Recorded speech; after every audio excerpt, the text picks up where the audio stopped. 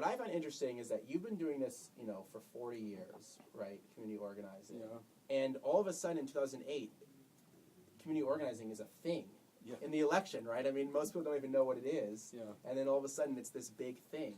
And so what was that like for you? And did you feel like, why all of a sudden did that expertise become relevant? It's a good question. I think that, well, of course, I thought it should always be relevant, right? Yeah. And, it was sort of,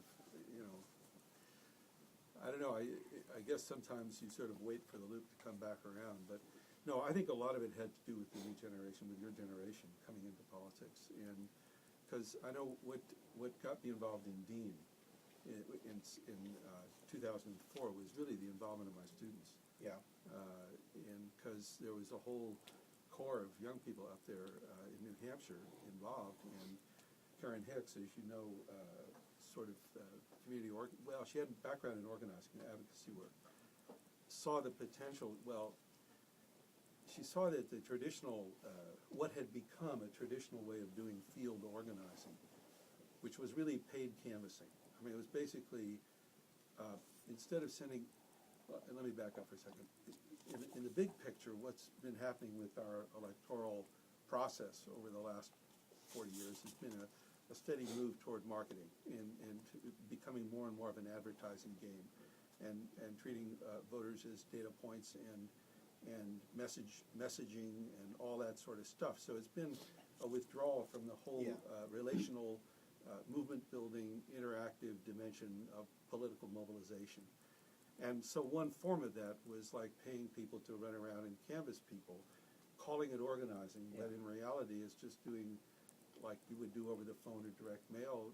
It's not based on bringing people together, motivating people to volunteer, work with one another, develop leadership, do strategy, reach out to their neighbors, and actually build an organizational foundation, a leadership foundation around political mobilization. And that's what was happening in New Hampshire. And Well, let me just give the context real quick. So, I mean, as I said, the Dean people were trying to find their way, and they were trying, as the campaign was getting bigger, trying to find a way to get all these people involved. But when they started in New Hampshire, which obviously after Iowa was going to be the critical state, they were essentially just paying people to knock on doors, and no one really knew who Howard Dean was. So they knocked on 17,000 doors over the summer of 2003, and they got 300 new supporters. And so this sort of a light bulb went off in the person, Karen Hicks, who was running New Hampshire for Dean, and she said, "Man, this is not working." and part of the reason it wasn't working is because not only did people not know who Dean was, but John Kerry had really locked up the political establishment of the state. And so she thought, could I find an alternate model? And that's where she went, and there's seen them up. Well, that's where she goes and talks to you, and you say, why don't we start doing these house meetings? That's right. Which you had done, for Kennedy in '68, and it was a technique of the farm workers, right? Which you could sort of bypass the establishment and go direct to the people, right? Yeah, and I mean, the house meeting approach sort of came out of the farm workers because way back in early organizing in East Los Angeles, Cesar Chavez was involved in, the traditional Alinsky approach was to go to existing organizations and try to bring them together. There weren't a lot of existing organizations, Latino community in East Los Angeles at that time, except the Catholic Church, and it was pretty hostile at that time. And so Fred Ross, who was the organizing guy that trained Cesar, said, well, we have to figure out a way to go directly to people, because what the community is really strong on is kinship networks and relationship networks. And so out of that came the house meeting approach, which is that you work with people to build off their natural social networks, not in the internet sense, but in the relational sense.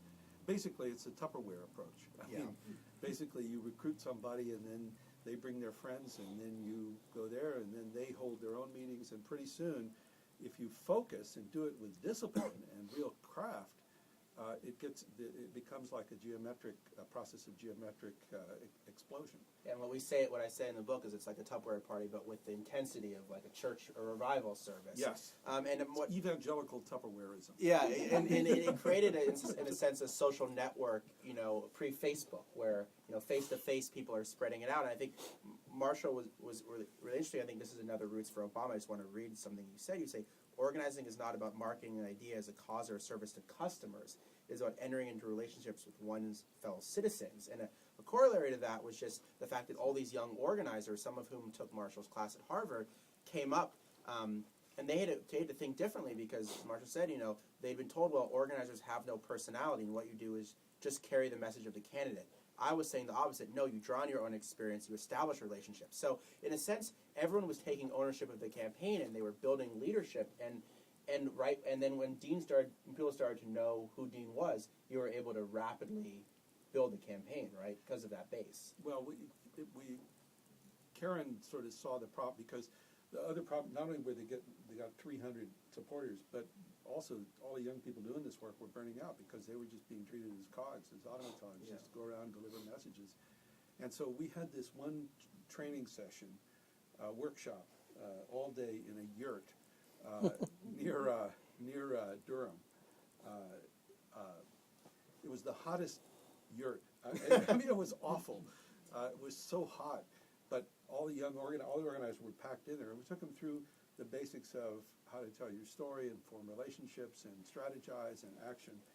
And the energy level just exploded because all of a sudden people were back into it and actually mattered. And it wasn't like I'm a vessel to deliver a message. I'm a human being who's being empowered to draw on my experience to engage with that of others, and from that build a relational foundation.